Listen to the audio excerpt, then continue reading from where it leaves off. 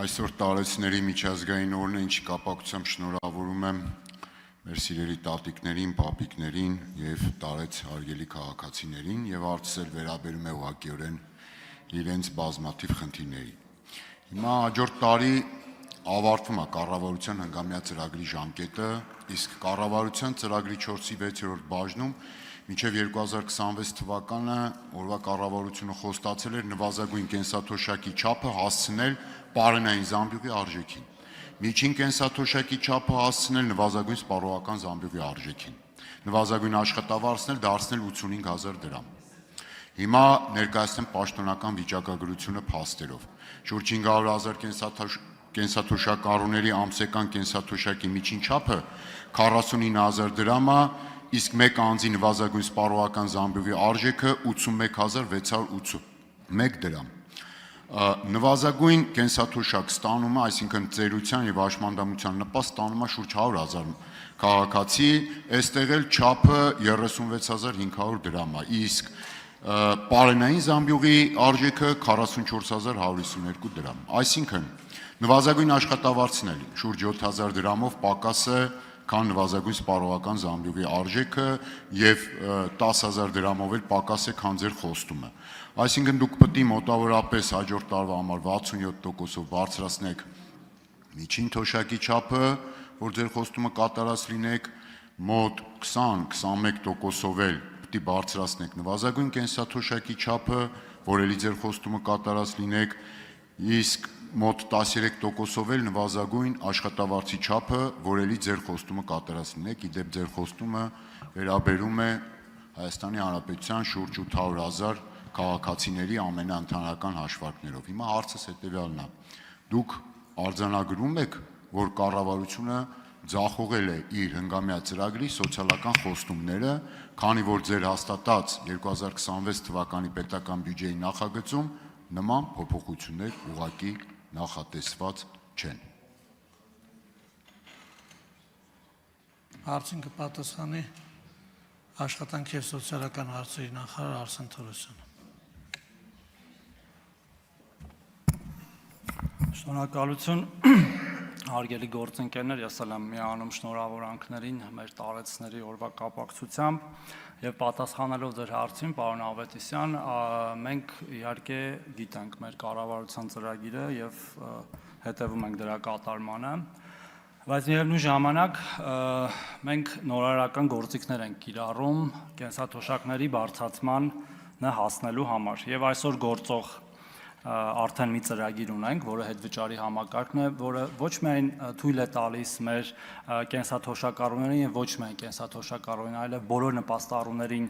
բարձրացնել հենց իրենց ձեռքով բարձրացնել իրենց կենսաթոշակը եւ նպաստը, այլև նպաստում է ընդհանրապես ստվերի վերացմանը մեր հանրապետությունում, ինչը նաեւ հավելյալ գեներացնում է հարկեր, որով էլ նորից վճարվում են այդ կենսաթոշակները եւ նպաստները։ Եվ ես այսօր ուզում եմ այս առիթը օգտագործելով հայտարարել, որ մենք 2026 թվականի հունվարի 1-ից հետվճարի սահմանաչափերը վերանայելու ենք դեպի վերև։ Այսօր գործող 12%-ի փոխարեն մենք այն սահմանելու ենք 20%-ի չափով, որը մոտավորապես միջինում բարձրացնելու է կենսաթոշակները 3-ից 3,500 դրամի սահմաններում։ Միջին հետվճարը 12%-ի պայմաններում մոտ 4,000 դրամ է, 4,000-4,100 դրամ, եւ քաղաքացիները մեր, ովքեր ստանում են նպաստներ եւ կենսաթոշակներ, կարող են կրկին ինքնուրույն կատարելով անկանխիկ առևտուր բարձրացնել իրենց կենսաթոշակները եւ նպաստները։ Եվ ես կարծում եմ, որ մենք այս նորարարական գործիքները պետք է ավելի համարձակ եւ ակտիվ կիրառենք, որպեսզի միանգամից մի քանի նպատակի հասնենք։ Կարծում եմ սա շատ կարևոր ձեռքբերում է լինելու 2026 թվականին մեր պետության համար եւ մեր բոլոր կենսաթոշակառուների եւ նպաստառուների համար, եւ առիթը օգտագործելով ուզում եմ նրանց բոլորին կոչ անել, հատկապես նրանց, ովքեր որ իրենց կենսաթոշակը եւ նպաստը ստանալիս գնում եւ միանգամից կանխիկացնում են այդ գումարը եւ ըստ էության կանխիկ են առևտուր անում, դա չանել, այլ իրականացնել անկանխիկ առևտուր եւ դրանով իսկ նորից ըստ էության իրենց կենսաթոշակի բարձրացման հարցը պահել իրենց ձեռքերում։ Արձագանք։ Պարոն Թորոսյան, ձեր համար լավ լուր ունեմ։ Ձեր պատասխանը դասական պոպուլիստական պատասխան էր եւ ըստ էության չէր բխում իմ հարցադրումից, բայց վատ լուր էլ ունեմ։ Վատ լուրն էլ այնա, որ ես ձեր գործունեությունը նկատի առնելով, որ նաեւ մի մասով իմ աչքի առջև ա եղել, մտածում եմ պիտի գաք այստեղ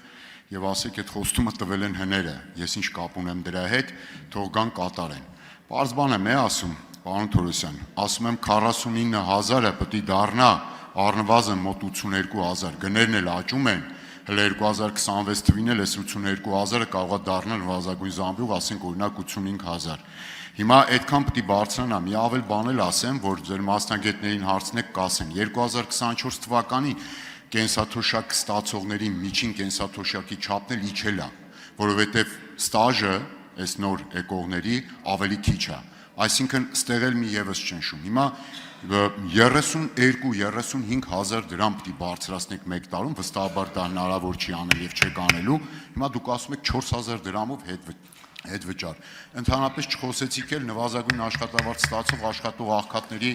ձեր տված խոստումների մասին։ Բա եղավ։ Պարոն Ավետիսյան, ես ըստ էության պատասխանեցի ձեր հարցին, նաև ավելի լայն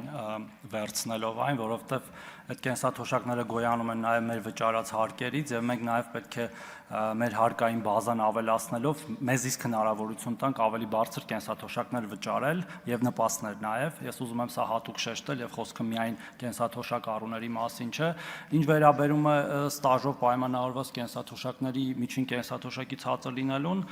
կա նման վիճակագրություն, բայց նաև դրա համար ենք մենք խրախուսում գրանցված աշխատող լինելը, հարկեր վճարելը հիմա, որպեսզի ապագայում նման խնդիրներ չունենանք։ Այս հարցերը մեր ամենօրյա ուշադրության կենտրոնում են եւ մեր նախարարությունը եւ կառավարությունը ըստ էության այս օրակարգը միշտ ուշադրության կենտրոնում է պահում եւ այս որոշումը հենց դրանով է պայմանավորված եւ ես կարծում եմ, որ մեր կենսաթոշակառուները եւ նպաստառուները իրական հնարավորություն ունեն այս չափով բարձրացնելու իրենց կենսաթոշակը եւ նպաստները։ Շնորհակալություն։